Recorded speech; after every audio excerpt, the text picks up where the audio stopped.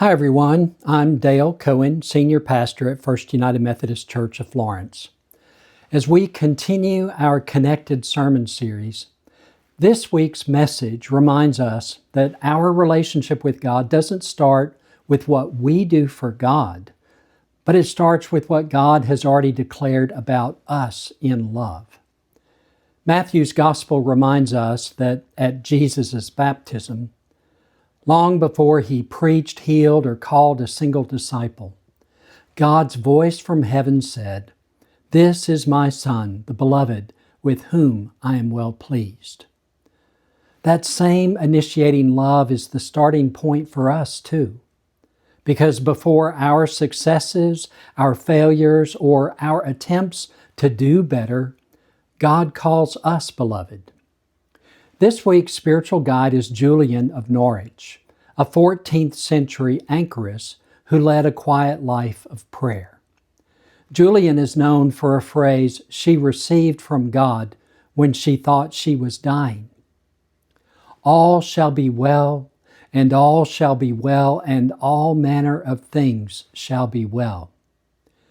Through especially close communion with God, she discovered that even our sin and failure can't undo God's delight in us, and that Christ, whom she began to refer to as Mother due to his loving nature, lifts us when we fall and invites us to return to him like a child running to a loving parent rather than hiding in shame. Our spiritual practice this week is called Receiving God's Love.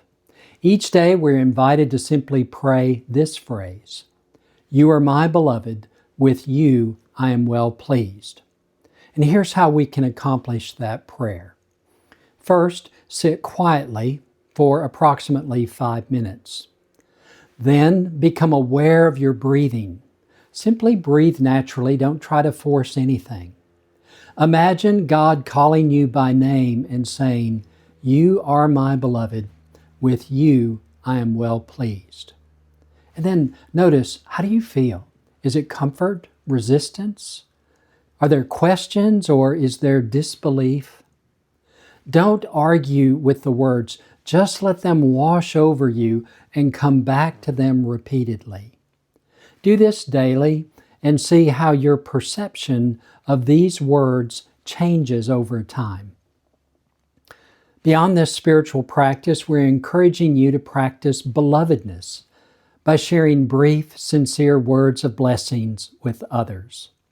Wherever you go, look someone in the eye and say something like, "I'm grateful for you," or "I see Christ in the way you care for others." When you do this, you're echoing God's voice of blessing for those people.